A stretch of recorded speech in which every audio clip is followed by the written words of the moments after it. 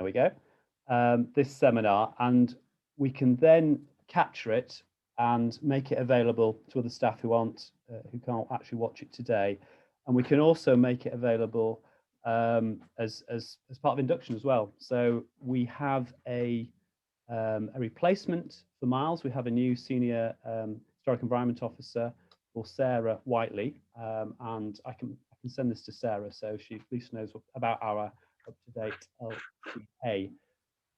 So I'd just like to, I'm just going to hand over to Julie Martin. You'll all know Julie. She is our member champion for the historical environment, and she is a landscape professional as well. So Julie's going to give us a presentation. I think it'll be about 45 minutes or so about the National Park Landscape Character Assessment. So over to you, Julie. Thank you very much, Peter. And it's very daunting to be talking to National Park staff about the National Park landscape, I think, because one of the things I found is really good about National Park Authority is that actually, although there are no landscape staff, I do feel that the understanding of landscape and landscape issues is actually really good. We can always make it better, but just briefly, I thought it might be helpful to start by saying how I came to landscape and where I'm coming from on it. Many of you may not know, I was born in Canada, and I didn't move to the UK until I was a teenager, and actually moved to Northern Ireland, which is where my parents came from. And I was just completely wowed by the cultural landscapes of Britain and Ireland compared to Southern Ontario.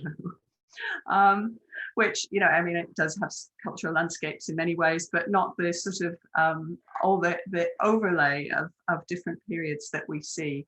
And I think that's what's so fantastic about our landscapes. And then, as Peter mentioned, I've trained in landscape. I've also got a bit of a background in planning and ecology.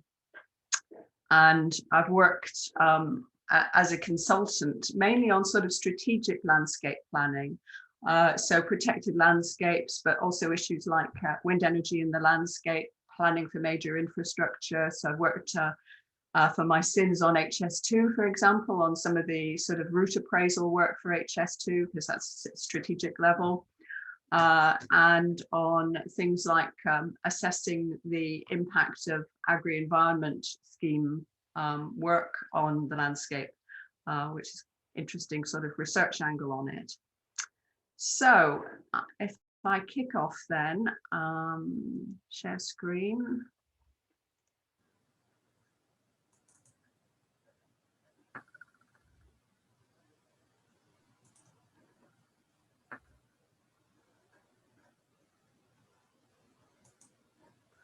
Everybody see that okay? Yeah, that's working. Right, I'm just going to reduce you in size. Okay.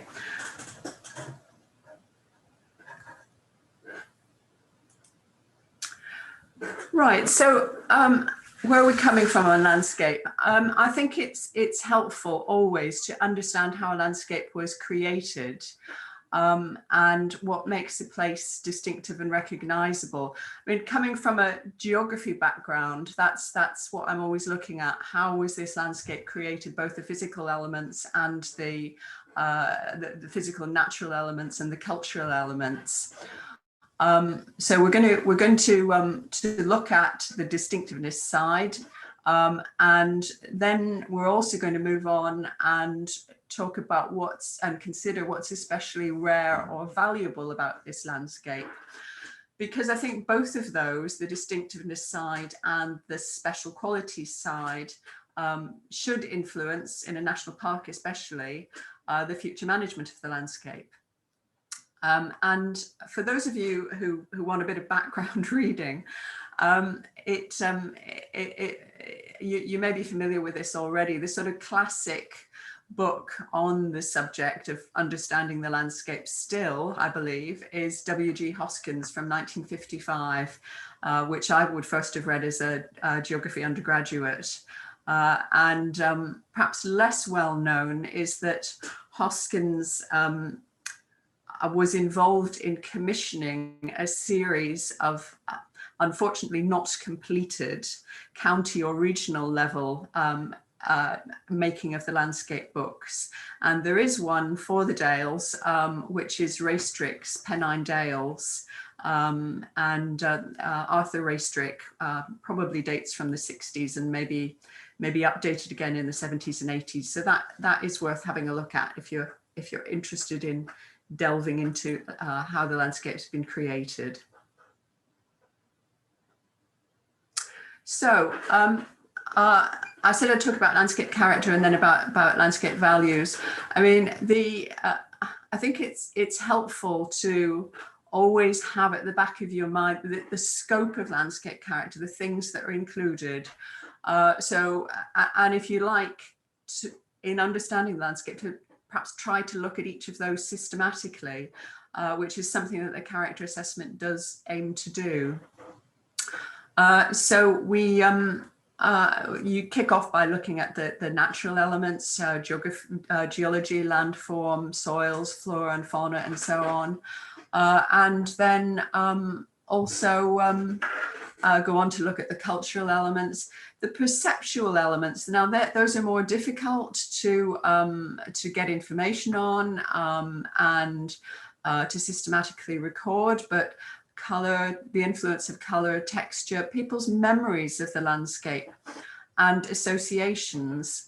And that's perhaps something that the National Park Authority has itself done work on in the past. The Muka Barnes project, for example, was very much about memories and associations of the cow houses of the Dales with the landscape.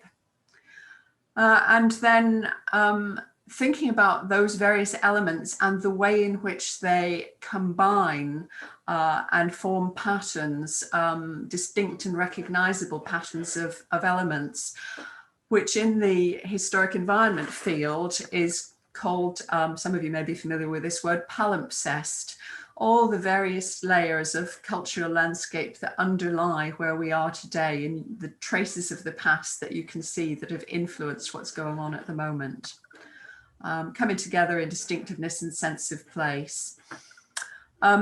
Sort of fairly fundamental concept in landscape character assessment is the distinction between types of landscape character, particularly in the Yorkshire Dales, the Dales and the uplands, and specific character areas, such as, for example, Wensleydale, but it could also be specific upland areas like the Three Peaks. If you like, the generic character areas, the Dales and uplands, can be quite useful in drawing out kind of common principles and common characteristics that perhaps need similar management. Whereas if you like, the character areas are better for understanding the perceptual dimension and telling the story of specific areas. Going on then to the special qualities. I mean, I call this the values bit, if you like, and I see the term special qualities as a sort of shorthand for the characteristics and features that are most important about our landscapes. Now, the term special qualities comes from the post-war national parks legislation, and it does have a kind of quite a complicated history. We have, of course, the two principal statutory criteria that justify the designation of a particular area as a national park, and those are natural beauty and opportunities for open air recreation. And those were put in the original national parks legislation, and there's been a sort of history, if you like, of interpreting what they mean, which was particularly complicated, if you like, in the more recent national park designations and extensions that have taken place. And I've been involved in a number of those. I was involved in the work to extend the Lake District and the Yorkshire Dales National Parks, which was confirmed in 2016. I suppose that the fundamental point is that the landscape must be outstanding, which essentially means of national importance. And you need to go through a process of rigorously collecting information on all the different aspects of landscape character and landscape values that I've outlined in the previous slides there. But it's perhaps the scope of natural beauty and of what needs to be conserved and enhanced that's been the most contentious, if you like. And so natural beauty is what it said in the original legislation. The legislation was perhaps less clear on wildlife and cultural heritage, but it is now clear that those are, if you like, part of natural beauty, as well as having an existence, obviously, and an importance in their own right. And that so the term special qualities actually comes in the context of the second statutory purpose, where it refers to promoting understanding of these special qualities, and that refers back to the natural beauty, wildlife, and cultural heritage. So in a sense, all of those are part of the landscape, and that's one of the difficulties, actually. That landscape is such a wide-ranging thing. So if we go on to the landscapes of the Dales, for those of you, I'm sure many of you may be familiar with this, but not necessarily all of you, because the work was done some time ago, back in the early 2000s. Natural England had a project to define national landscape character areas across the whole country, and I forget how many there are, 100 odd. But this is a little map that shows where the Yorkshire Dales sits in terms of national character areas. The red boundaries are the national character area boundaries. The green, of course, is the National Park Authority boundary. And you'll see that the existing park area, or the original park area, is very much at the core of the Yorkshire Dales national character area, but that in the process of extending the park in 2016, we brought in all or substantial parts of three rather different national character areas, the Orton Fells, the Howgill Fells, and part of the South Cumbria Low Fells along the Lune Valley. You'll see also, quite interestingly, that the Yorkshire Dales character area includes Nidderdale, which of course was not designated as national park. So the national character area information, which is all available on the web still, is actually a very good strategic starting point for understanding the landscape of not only of all the different parts of the park, and sets out the specific different characteristics of the new character areas, which I have to say do also actually obviously share quite a lot with the core part of the Dales.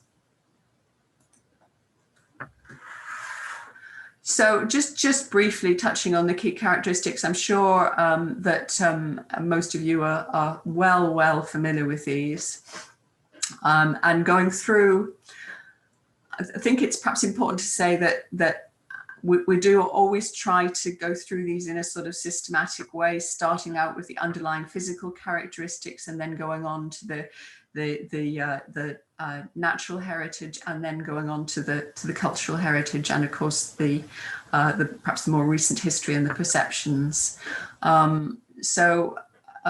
Large scale uplands dissected by Dales. What's perhaps particularly unusual about the Dales compared to many other national park landscapes is the extent and the sheer, landscape beauty of the Dales.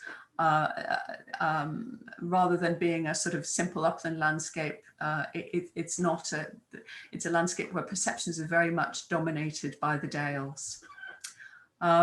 Great contrasts, of course, between the wild remote moors and the sheltered dales. Great contrast between all the numerous wealth of different dales. There are dozens and dozens and dozens. In fact, there's almost an infinite number depending on the scale at which you look at the dales.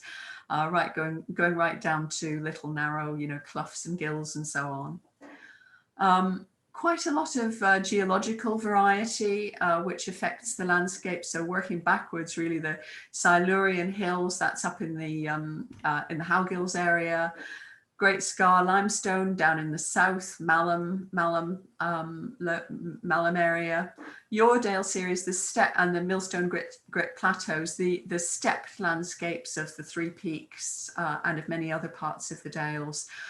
Where you've got the alternating gritstones and limestones, which not only create the steppes, but also create contrast in textures and colours in bands across the landscape.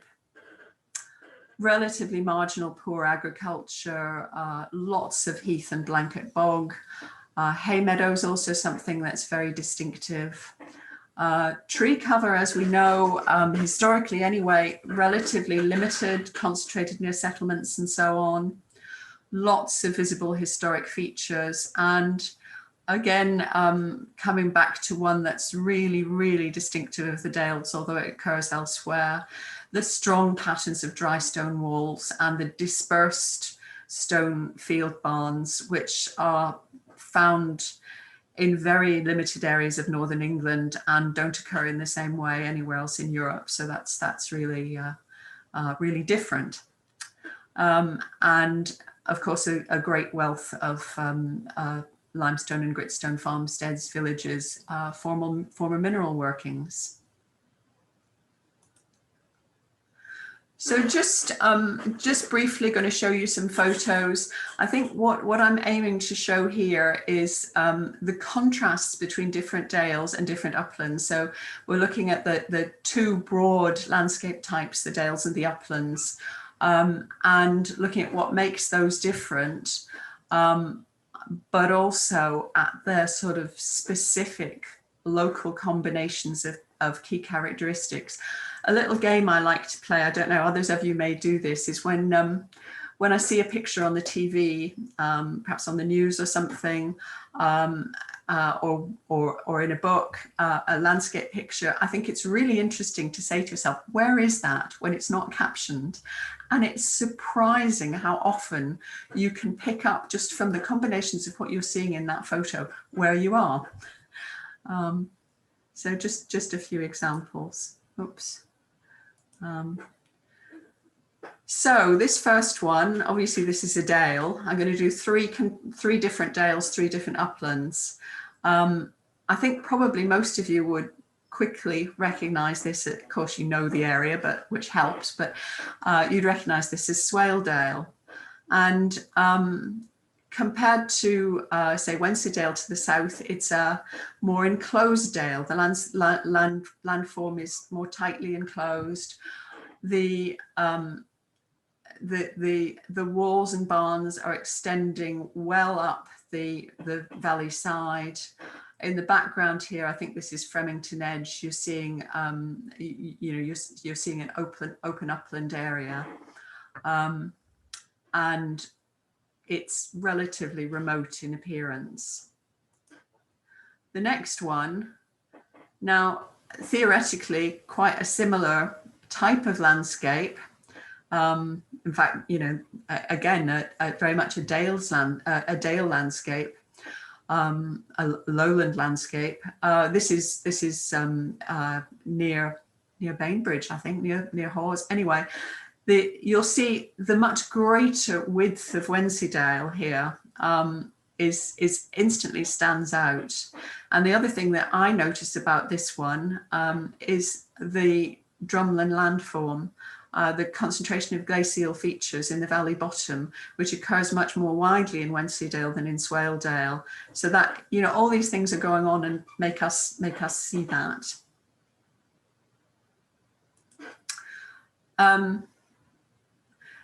Third lowland landscape here. I'm sure you'll recognise is that this is Upper Wharfdale. So the same landscape elements, but combined differently in this case.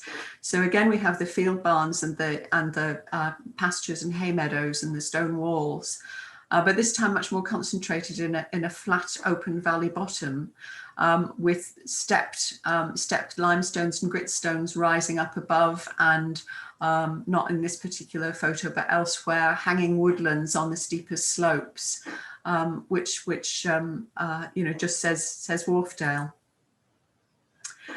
Moving on then to the upland landscapes. This, of course, is the Howgill Fells, the Silurian geology there, big, massive geology, creates quite a different, more open and rounded landform than we see elsewhere. But we still have the stone barns, we still have the bright green lowland pastures. We may be over in that direction, and you can see an example here, have rather more hedgerows and fewer stone walls, and that is something that is characteristic and slightly different about that part of the park. Here we're in the Three Peaks. This is I think from east of Pen-y-Ghent, and one in which the stepped landform of the scars created by the millstone grit and the limestone, and also the patterning in the vegetation, with this being probably on limestone, this bit here, and this will almost certainly be on gritstone, and it has an element of bog and heather on top of it. And then we're back to limestone again over here. And then the last example, the Great Scar limestone, dominating the area and creating a completely different type of rock outcrop in the Malham area. So I bet all of you could have identified those, but as I say, what's interesting to me is the different combinations of the same elements that we're seeing. So moving on to the special qualities, I'll just touch on this. I mean, you'll all be very familiar with this. The reasons for designation and some of the things. At this stage, we're starting to think, well, you know, how are these important? It's looking at assessed perhaps nature conservation importance or geological importance, which could be regional, could be national. There's a really strong concentration of nationally important features occurring here with us in the Dales. Many of them we've talked about already, but I mean, for example, on the natural beauty side, which of course includes physiography, we've got the longest cave system in the UK. We've got an absolutely wonderful collection of spectacular waterfalls, which in turn are associated with the stepped landform. We've already talked about the barns and walls. On the wildlife side, we have the hay meadows, the extensive areas of moorland, the surviving areas of ancient woodland, which are of great importance because of their rarity. And then, of course, the fantastic range of cultural heritage features, both, you know, from all periods, really, the exceptional range of archaeology through to things like the Settle Carlisle Railway, which is just stunning, and the associated literary and artistic heritage. And then those perceptual things that we talked about, which often offer additional opportunities for enjoyment in terms of extensive areas of tranquility, remoteness, solitude, dark night skies, and so forth. So that's all by way of introduction. If we now move on to the character assessment itself, this is the new character assessment, which was completed just last year. And as many of you will know, it was prepared by consultant Shields Flynn. I think Neil Heseltine, you at the time had a question about why we were using someone from Cambridge rather than someone local. It's unfortunately rather a small section of the landscape profession, people who actually work on landscape character assessment, and we just wanted to get somebody who was absolutely top notch. And in my view, Shields Flynn were in that category. I think the beauty is you bring a perspective on where the Dales sit within the landscapes of the UK as a whole, and what is different about them and what's special, and that kind of wider perspective actually helps. So we were wanting to update the 2002 landscape character assessment. Now those of you who are familiar with it, it is a very good character assessment, but it's very heavy on text and quite light on visuals, as was common with landscape character assessments prepared at that period. And obviously we wanted to feed into the, just go back a sec. We wanted to feed into the preparation of the and implementation of the landscape management plan, and we wanted to we wanted to inform the new local plan, the emerging local plan, and we could see various other ways in which an updated landscape character assessment could be more useful to us for targeting investment and promoting understanding and enjoyment. So the key changes, sorry, I'm slightly put off here by the box at the top has opened up and I don't know why. Let's see if I can get rid of that. No, okay.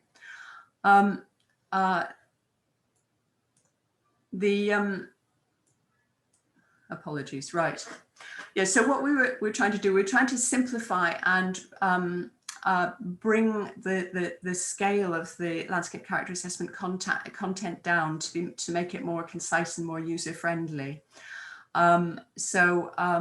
This is actually a sort of collated landscape character types map that Kate Collins of Shields Flynn put together as a first step.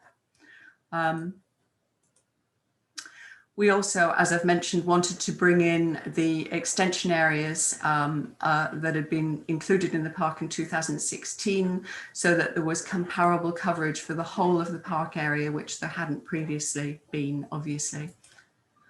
And we wanted to include additional analysis to help manage positive landscape change. For instance, in relation to the settlements within the park, and this is an example we'll look at in more detail in a moment of Sedbergh. And we wanted to articulate better than in the past the special qualities and features of the park, and illustrate those better, and if possible, map them better. And I think that was one of the main steps forward that we managed to make. And we wanted to make the landscape character assessment more accessible by making it fully visible on the web, rather than just visible as a PDF or text document. What different ways of dipping into it.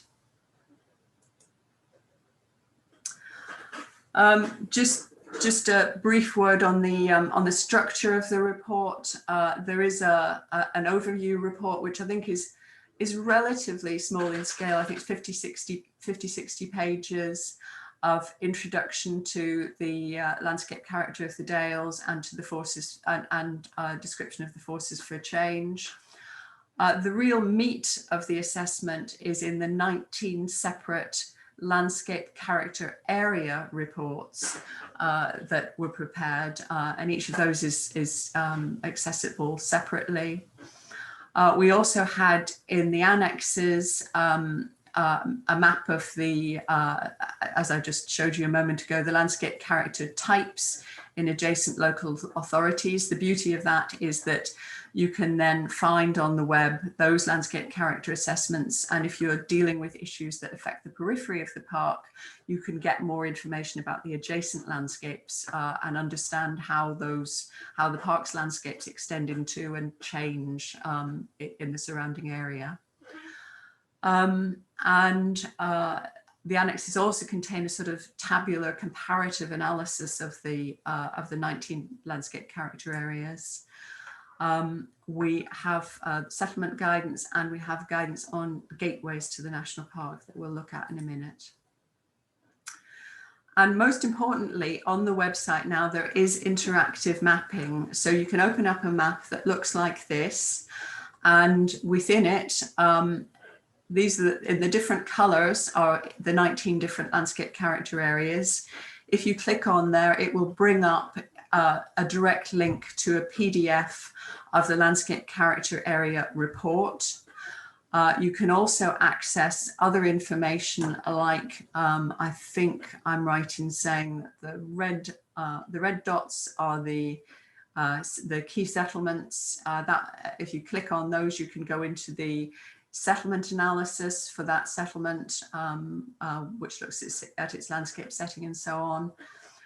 The black arrows here take you to typical photographs that show the show that landscape character area from all sorts of different angles. The conservation areas are indicated in purple, and I think you can also get a PDF link into the conservation area appraisal. So just from that map, you can zoom in and out, and you can really quite easily get a good handle on what's going on in a particular area. So just to show you a little bit more, I'm going to take you through an example landscape character area report. Here's the summary map of the 19 areas. We're going to go now into Wensleydale, which is probably one of the more complicated ones, and brings together a number of separate sub areas that were covered in a lot more written detail in the previous assessment, the 2002 one.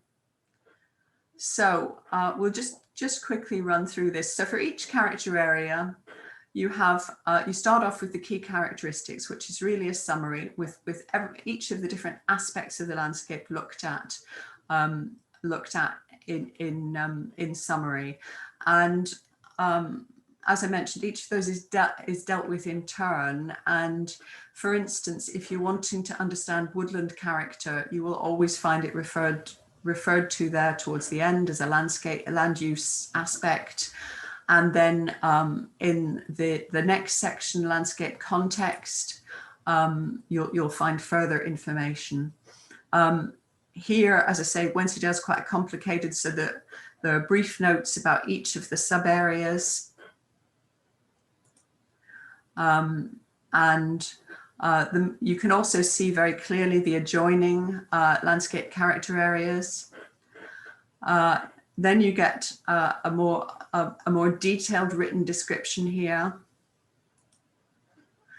And you start to get photos coming in, and we asked for lots of photos and captioned photos. And perhaps especially important to note that for the majority of the photos, there'll be a number in the corner, and we'll just skip on. So here we've got a more detailed description of each of the sub areas. You won't find that for all of the character areas because many of them are simpler. We have more captioned views, aiming to cover the sort of really broad range of characteristics.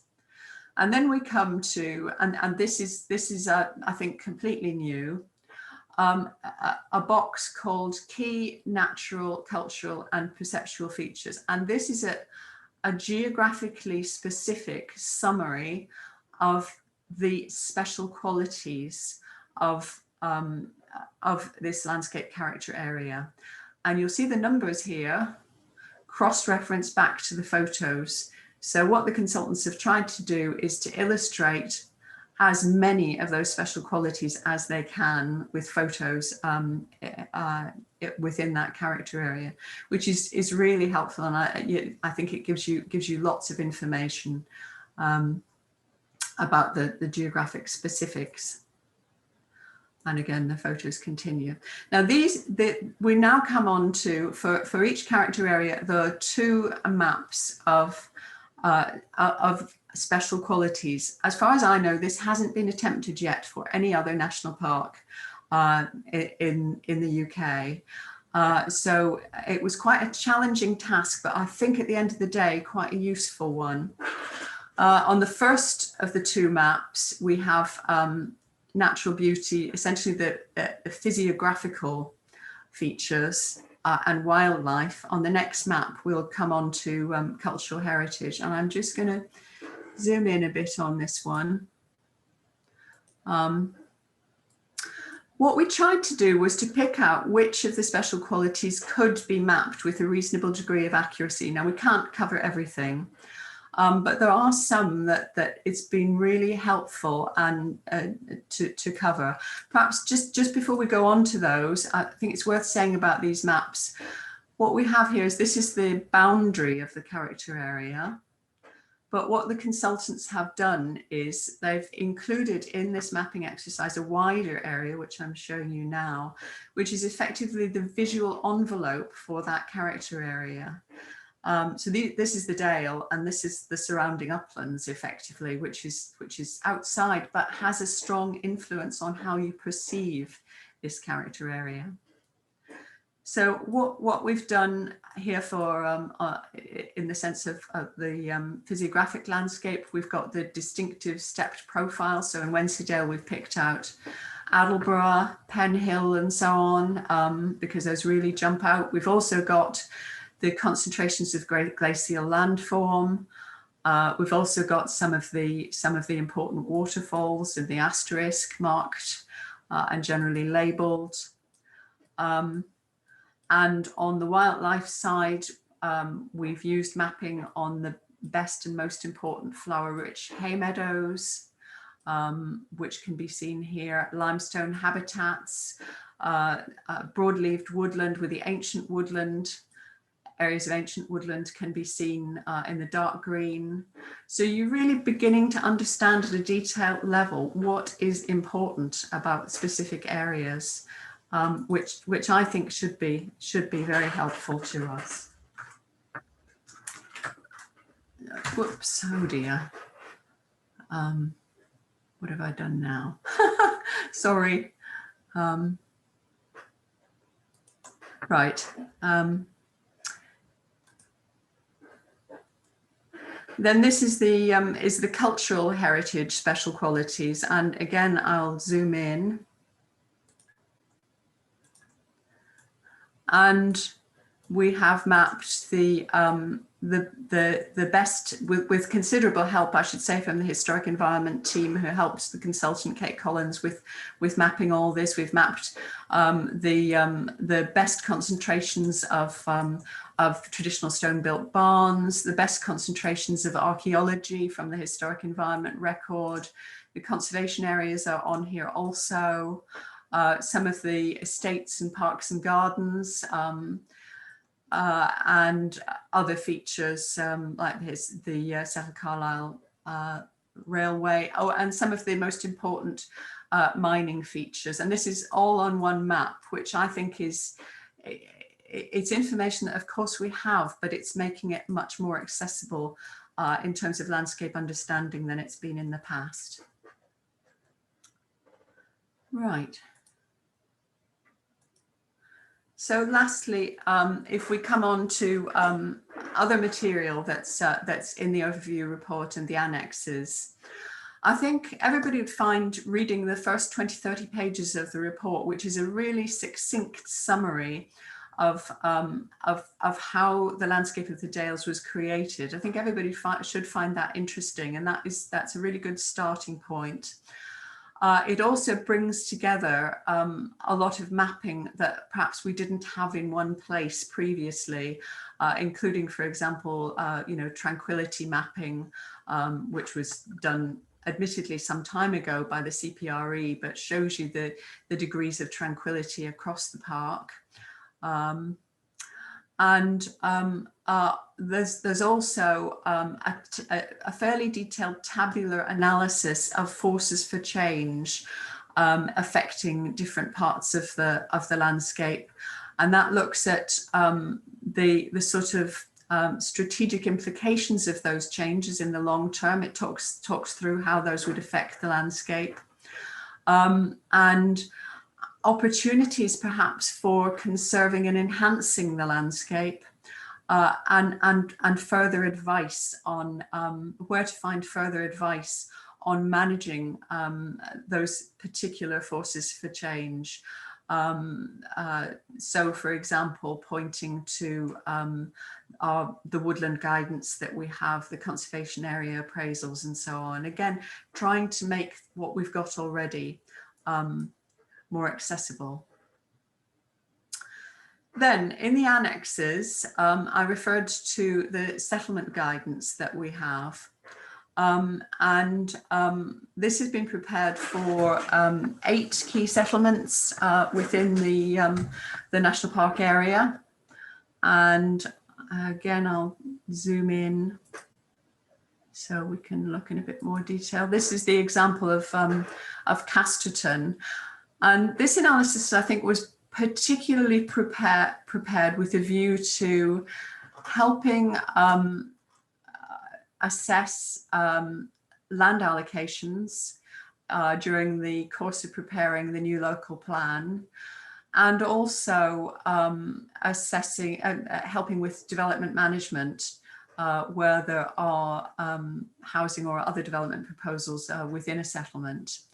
And what the consultant has done is, first of all, define in the more deeply coloured area what's effectively the visual envelope. It's not the widest visual envelope, because here we have high hills above in longer views, but the immediate visual envelope of the settlement. Whereas in contrast to the wider landscape outside that immediate landscape setting. It also is a contour map so that you can understand the contours. It shows the main watercourses. It shows, importantly, in the Dales, some of the main local landforms. And in Casterton, for example, there are 2 very prominent drumlins here that affect one's perception of the landscape and create visual enclosure and so on, and are also things where you wouldn't want to disrupt that topography in planning new housing, for example. And I think the recent example of the housing development at Sedbergh showed that message is already very much being taken on board, and that the housing development has reflected that detailed small scale landform. Also, key upstanding landmarks like the church tower in Casterton.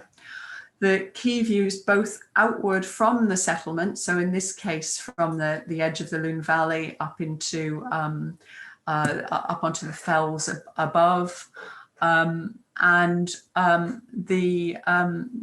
also some key views into the settlement. So in the case of Casterton, many of you may be aware that Ruskin's view on the riverside, the Lune riverside at Kirby Lonsdale, just outside the park boundary, has an absolutely stunning, iconic view painted by Ruskin of this part of the Dales, which passes across Casterton in the foreground. And then lastly, the vehicular routeways into the settlement, which of course perhaps particularly important in first impressions of that settlement. And public rights of way are shown, and amenity open space. I appreciate there's quite a lot to take in on some of these maps. It really does, it really is worth going into them and doing a lot of zooming in, as I've been doing, to get the best out of them.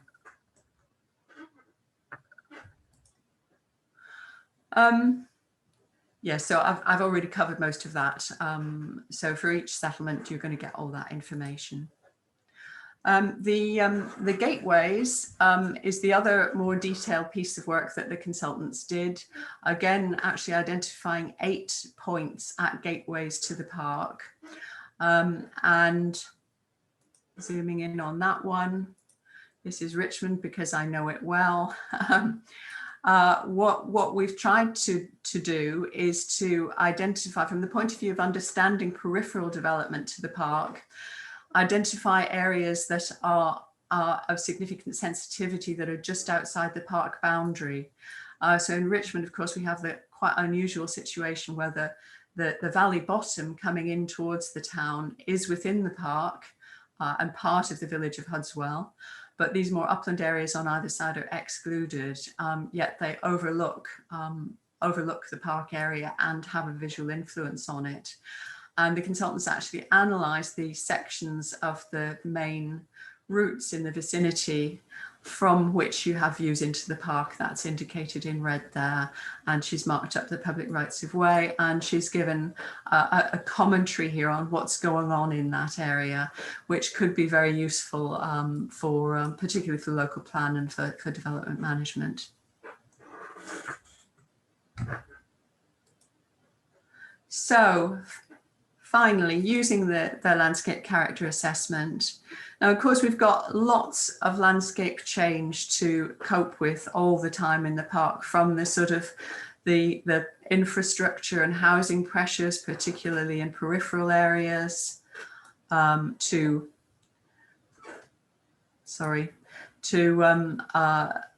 wind energy development, albeit generally small scale. I'm not doing well here. To forestry and woodland, the possibility of significant woodland expansion happening in some of our more remote moorland areas, and of course, change in our traditional vernacular buildings with barn conversions and so on. So where can the landscape character assessment help with all this? Now, as I hope I've shown, I think it can be a really key resource for National Park Authority staff and also for members, as well as for local communities and businesses. And I've given a similar talk already to Friends of the Dales, and so hopefully the wider message is getting out there. What we're aiming to do overall is achieve better landscape understanding to help guide change and not protect the landscape in aspect, but make sure that the distinctive characteristics and the valued special qualities that we've looked at are recognised in the process of planning for change, and they're either conserved or they're hopefully enhanced. Or occasionally perhaps that they are changed in future, but hopefully changed in as good a way as we can manage.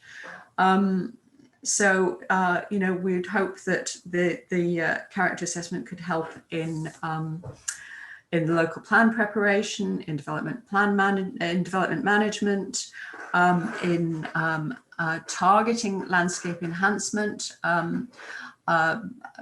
Perhaps particularly with the prospect of new agri-environment schemes coming on board, helping to identify where best specific measures can be used. In assessing opportunities for new woodland, already some of the mapping layers that I've shown you in the special qualities mapping, like the stepped profiles, are feeding into the woodland opportunities mapping, but the information within the text and the maps of the individual landscape character area reports could also inform the more detailed assessment of specific woodland expansion proposals. In terms of the recreation side, I think that the character assessment could be a great resource for interpretation, for environmental education, for preparation of walking guides, perhaps for tourism marketing, for planning events. So I do believe there are lots of opportunities. And I think that's it. Thank you very much for listening, everybody. And thanks also to Kate Collins of Shields Flynn for help with the visuals, and of course with doing an excellent study for us. So at that point, I will stop the share. Absolutely fantastic. Thanks for that, Julie. Just absolutely fundamental, isn't it, to have an understanding of what the national park is about. You know, the landscape is just so fundamental to why it's been designated. Yeah. And the new study, it is great, really. Can't praise it enough. It's like a kind of National Geographic magazine quality publication. So it's a beautiful thing to look at, as we've got an idea from some of those maps. And I think really what we want to do now is just touch base really with some of the projects maybe that we're involved with, future things that might be coming. I'd just like to hear from you really how you think we can use this great resource and how we can kind of promote it. Jude's mentioned we will be using it to inform some of the site allocations in the local plan. It's already been used to inform environmental assessment on any big projects that we're involved in, or projects that are actually near the park as well. But I think we're also interested to know how we can use it now we've got it, to inform future management plan objectives. So just kind of open it up really. Is everybody else as enthused about the LCA as I am now? Is there anybody that's perhaps used it so far who has comments or?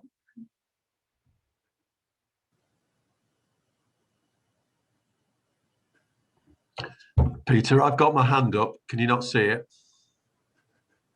Sorry, Gary, no. Okay.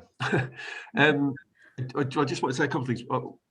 One is apologies because I'm going to have to leave in a couple of minutes because I've got another meeting at 11. But I just want to say thanks to Julie for doing the presentation, which was really, really helpful.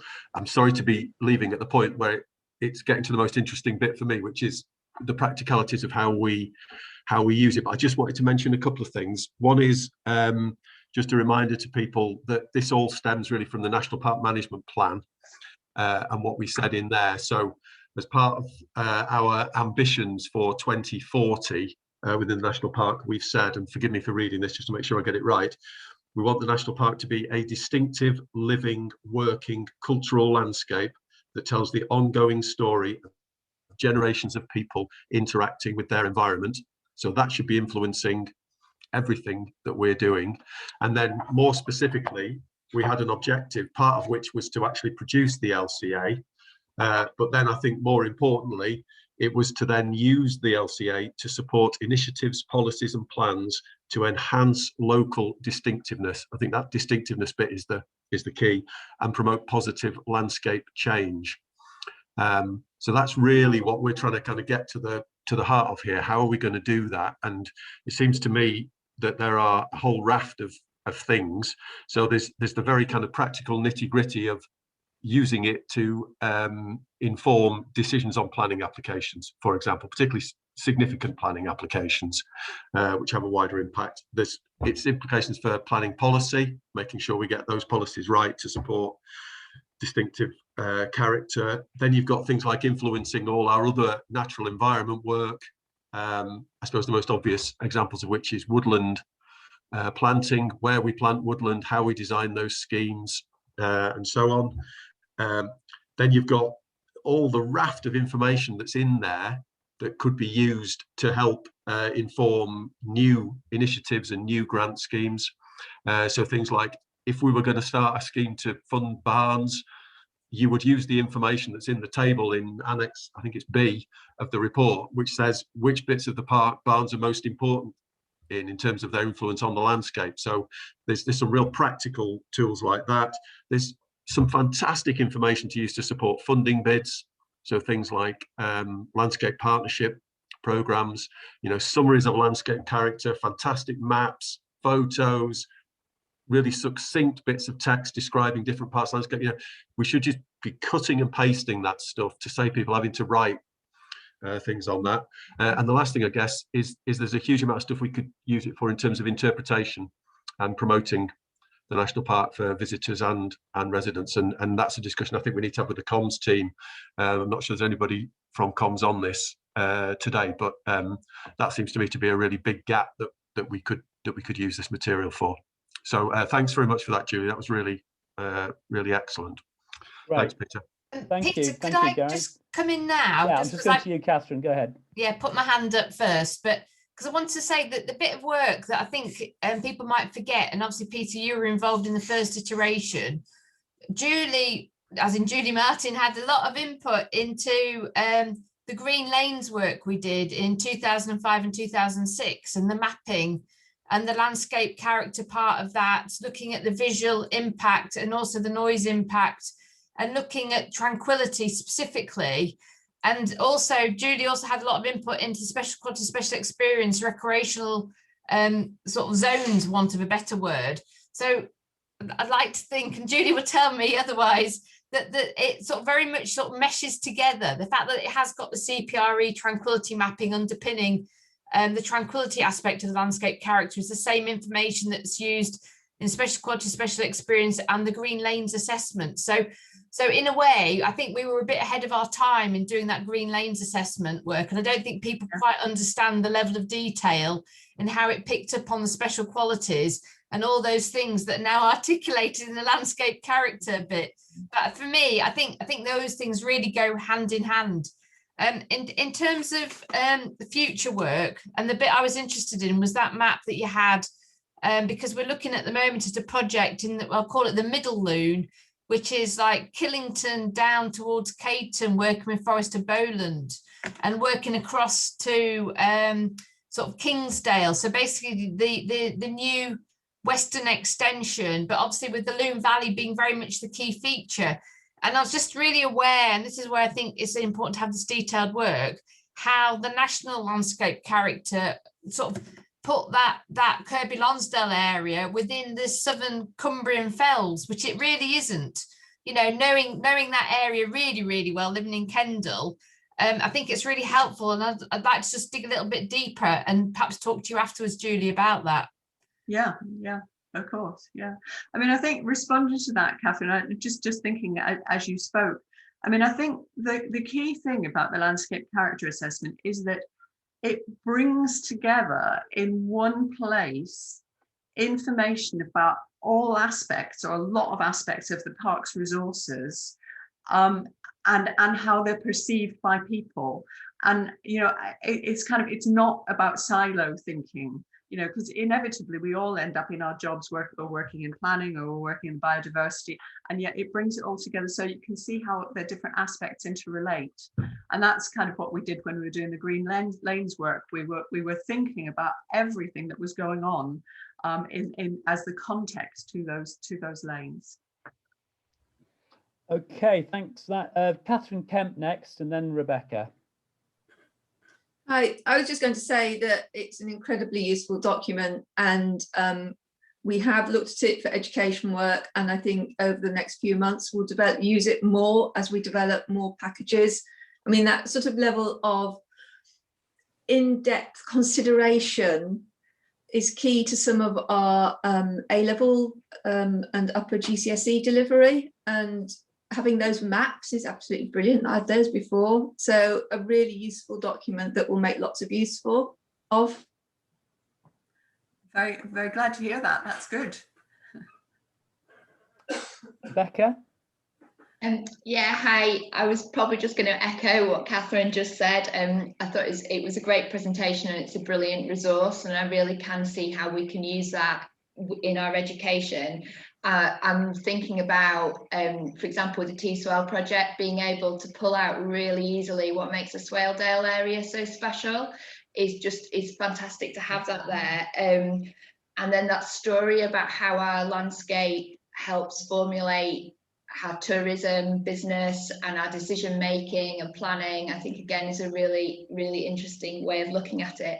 I also thought from a visitor experience angle, being able to identify the areas of water is actually really helpful, because we know a lot of our new visitors are coming because they love to be by water. So having that visual is really good. And then again, what Catherine Beardmore said about using it to inform the development of new projects is, if we can use it as a resource for our starting point, it's really, really good. So thanks for that. Okay. Thanks, Rebecca. Rosie. Thanks, Peter. Thank you, Julie. Amazing presentation there. I do think comms are going to say we need you doing a video talking anybody visiting the website through the LCA, because that was so useful. It's quite a big document, and I found that very personal introduction to it so helpful. I just have a very practical question about using mapping going forward. Obviously, I want to steal as many of those maps as possible for the local plan, including the sort of base data, so that we can build similar maps on that model, but showing more planning specific sort of icons, etc., and boundaries. Is that possible with the arrangement we have with the consultants? That's really one for you, Peter, isn't it? Rather than me. Kate is very helpful. They do have good GIS backup. She's helped me put together the presentation for free. But obviously they can't do that going forward. But I'm sure she would help in whatever way she can, subject to perhaps a bit of funding for it. Yeah, it's an interesting idea, Rosie. It's not something we've discussed, is it yet? But we do struggle with our mapping capabilities, and subject to budget, that could be a way to make our mapping more exciting. So yeah, we'll just need to think about that internally, won't we, as we move the plan forward. Thanks, Peter. Catherine. Hi. Yeah, just one thing that occurred to me, because I used to use the old landscape character assessment quite a bit for out of park consultations. And it's just how because obviously a lot of those character areas don't stop at the park boundary. And certainly in the south of the park, we get quite a lot of major development really quite close to the boundary. And very often they're partially allocated or going forward for allocation. So it's just how that could help someone, say like Craven District Council, for example, influence their local plan allocations go forward in terms of how they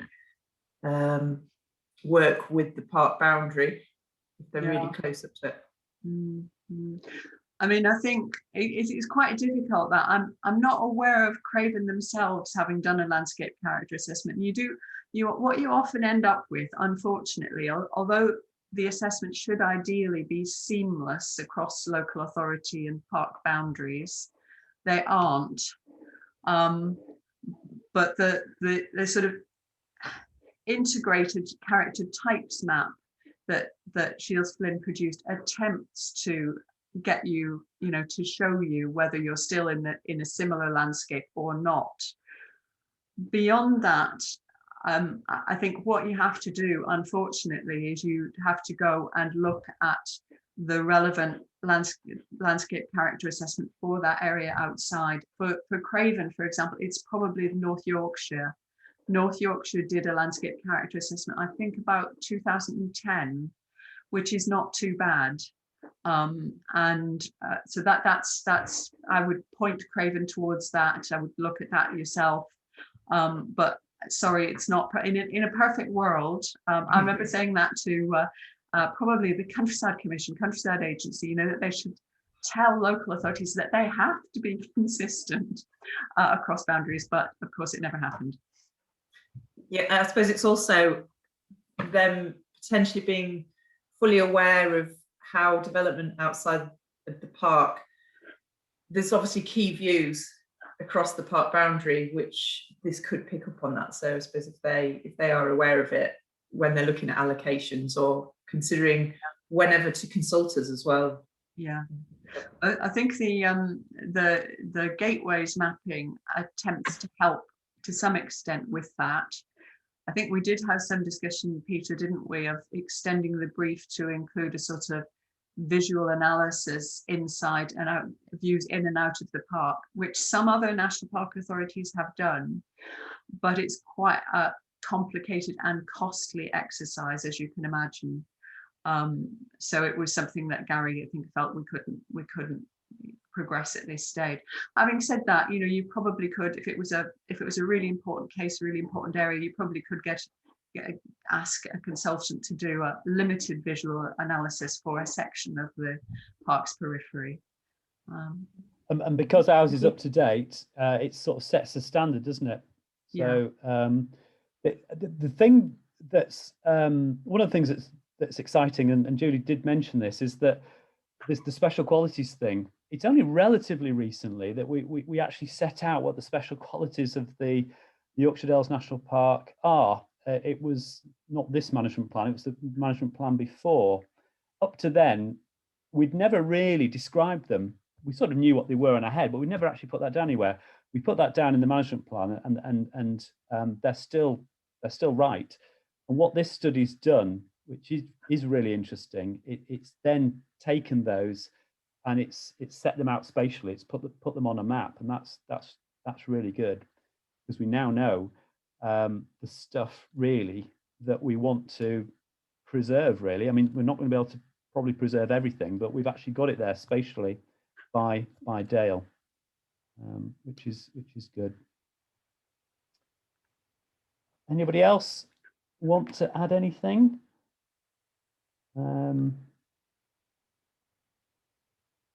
Is this going to have a role in FIPL, Adrian? And probably more so maybe on the kind of larger nature recovery projects, but I don't know whether it's something we can use in individual projects. Certainly something for the large scale nature recovery strategies. I think that's the key use for it, and particularly the woodlands we've already mentioned. But the nature recovery stuff in its own right, particularly if we get some potential private funding for large scale stuff, this is where this will come into its own.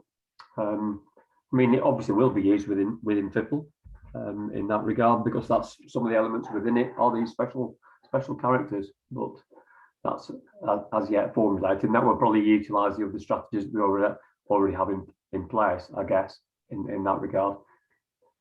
But yeah, it's very useful stuff, and thank you very much, Julie, for the introduction. You're welcome. Thank you, Adrian. Richard Graham. Yeah, thanks, Peter. Just to really reiterate what Gary said, that obviously as a tool for development management, it seems to be incredibly useful across all the different aspects of development management. So starting with offering people pre-app advice and using that as a tool to point them towards the landscape character assessment so that they can use it themselves. And then in assessing planning applications, in working on appeals, referencing it in appeals, it adds weight to our decisions that we make. And again, also in enforcement cases as well, it would be particularly useful. And as Catherine said, I'd also jotted down responding to sort of edge of park proposals